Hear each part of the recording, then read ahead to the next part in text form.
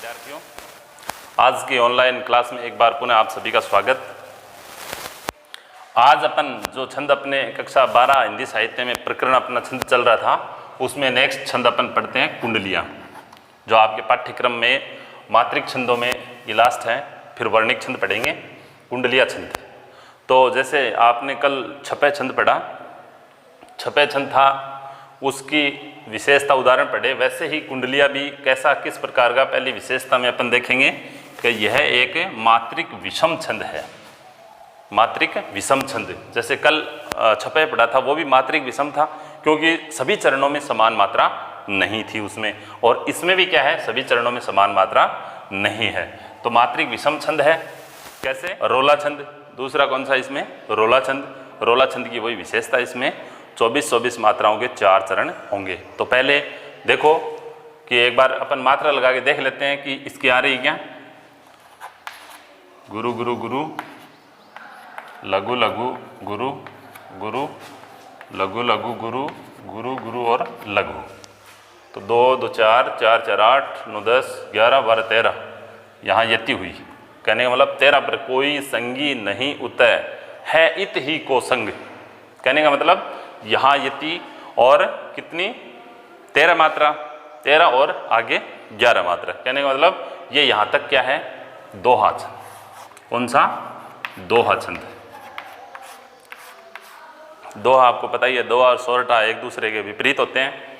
दोहा छंद। इसके बाद आगे देख लो, गुरु लघु लघु लघु, लघु गुरु लघु गुरु लघु, लघु लघु गुरु गुरु गुरु और गुरु। तो 2 2 4 2 6 7 7 3 10 11 12 13 14 15 16 17 18 19 20 21 22 23 24। कहने का मतलब ये 24-24 मात्राओं के 4 चरण। इन चारों में 24-24 मात्राएं, जहाँ 24 मात्राएं वो बात अपनी हो ही गई थी कि 2400 पैर रोए रोला। कहने का मतलब 24-24 मात्राओं के 4 चरण। और तो ये यहाँ तो हो गया रोला छंद, और ऊपर क्या है, ऊपर है दोहा छंद। दोहा छंद 13-11। तो इन दोनों से मिलकर कौन सा छंद, नया छंद बनता है? कुंडलिया छंद। छपे छंद में आपने देखा पहले रोला था, और रोला के जस्ट बाद है उल्लाला।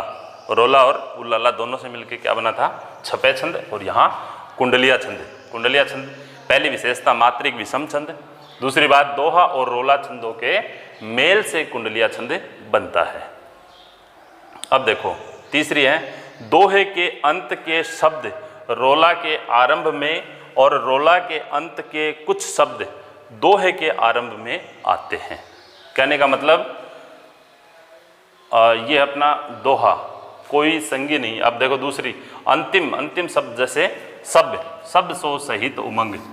अब यहाँ से देखो, जहाँ ये इसके दोहा है, इसका ये अंतिम पंक्ति है, ये कुछ शब्द आ गए, सब सो सहित संग।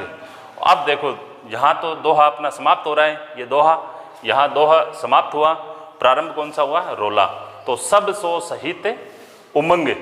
तो यहाँ से क्या है, शुरुआत इसकी होती है सब सो सहित उमंग। कहने का मतलब ये विशेषता जो है कि दोहे के अंत के शब्द, दोहे के अंत के शब्द सब सो सहित उमंग, तो क्या करके आरंभ में, और रोला अब इसके आरंभ में आ रहे हैं। किसके? रोला के आरंभ में आ रहे हैं दोहे के अंतिम शब्द, और रोला के अंत के कुछ शब्द दोहे के आरंभ में आते हैं। अब देखो, से हो सब संग कोई।